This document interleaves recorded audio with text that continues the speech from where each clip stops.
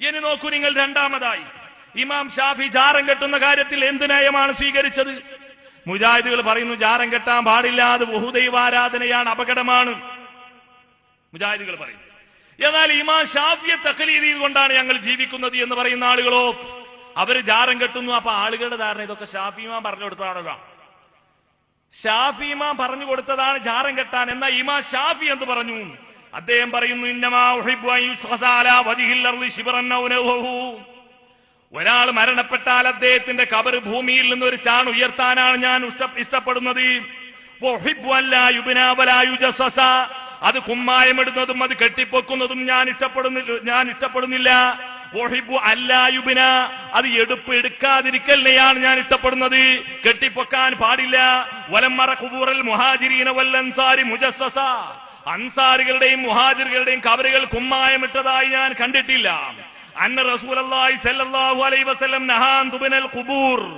റസൂലുള്ള ജാറം കെട്ടിപ്പൊക്കുന്നതിനെ തടഞ്ഞിട്ടുണ്ട്, വിരോധിച്ചിട്ടുണ്ട്. വഖദ് റഅയ്തു മിനൽ ഉനാതി മൻ യഹ്ദിമു ബിമക്കാമ യുബ്നാ ഫീഹാ. മക്കയിലെ ഭരണാധികാരികൾ അവിടെ കെട്ടിപ്പൊക്കിയ ജാറങ്ങൾ തല്ലി തകർക്കുന്നത് ഞാൻ കണ്ടിട്ടുണ്ട്. ഫലം മറൽ ഫുഖഹാ യഈബൂന ദാലിക. ഒരൊറ്റ പണ്ഡിതനും അത് തെറ്റാണെന്ന് പറഞ്ഞിട്ടില്ല. ഈ കോലത്തിൽ ഇമാം ഷാഫി പറഞ്ഞിട്ട് ഞങ്ങളുടെ ഷാഫി ഇമാമിന്റെ വാക്കാണ്, മൂപ്പരെ തഖ്ലീദ് ചെയ്ത് പോവുകയാണ് ഞങ്ങൾക്ക് ഇമാം ഷാഫി ഉണ്ട് എന്നും പറഞ്ഞ് നടക്കുന്ന ആളുകൾ നാളെ മഹ്ശറിൽ വന്ന് എന്തായിരിക്കും അവസ്ഥ എന്നറിയോ? ആ ഷാഫി മദബാരൊക്കെ എണീറ്റാട്ടെ, സ്വർഗത്തിക്കാൻ പോയിക്കാത്ത ഇവരുടെ വാക്ക് കേട്ട ആ രൂപത്തിൽ അള്ളാന്റെ ഒരു ഡയലോഗ് ഉണ്ടാവും. അപ്പൊ എല്ലാവരും ഞങ്ങളൊക്കെ ഷാഫിയാക്കളാണ്, ഞങ്ങളൊക്കെ ആർക്കാർ ഒക്കെ പറഞ്ഞിട്ടേ. അപ്പൊ ഓരോരുത്തരോട് നീ ഷാഫി മത പ്രകാരം എന്തൊക്കെ ഷാഫിമാ പറഞ്ഞു?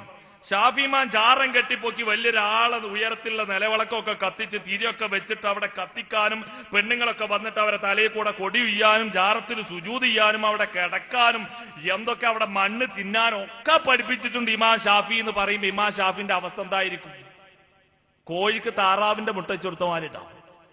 കോഴിക്ക് താറാവിന്റെ മുട്ട വെച്ച് കൊടുത്താൽ അതിറ്റിനെയും കൊണ്ട് പോകും കോഴി. എന്നിട്ട് വല്ല കുളത്തിന്റെയും പക്കത്ത് എത്തുമ്പോ കോഴിക്ക് കാര്യം തിരിയും. അതുവരെ കോഴിക്ക് താറാവും കുട്ടികളോടായിരിക്കും താല്പര്യം. എന്താ? കോഴിന്റെ ഒറിജിനൽ കുട്ടികൾ ഇങ്ങനെ എല്ലും കോലും ഒക്കെ ആയിക്കൊണ്ട് ശരീരമൊന്നും ഇല്ലാത്ത കോലത്തിൽ, താറാവിന്റെ കുട്ടികൾ നല്ല എൽക്കനുള്ള കുട്ടികളായിരിക്കും. അപ്പൊ കോഴി ഇവറ്റക്ക് എന്ത് കൊടുത്താലും ഇതിങ്ങനെ കർക്കിടക്കൂരുവല് മറ്റത് കണ്ടോ നല്ല ആരോഗ്യമുള്ള കുട്ടികൾ.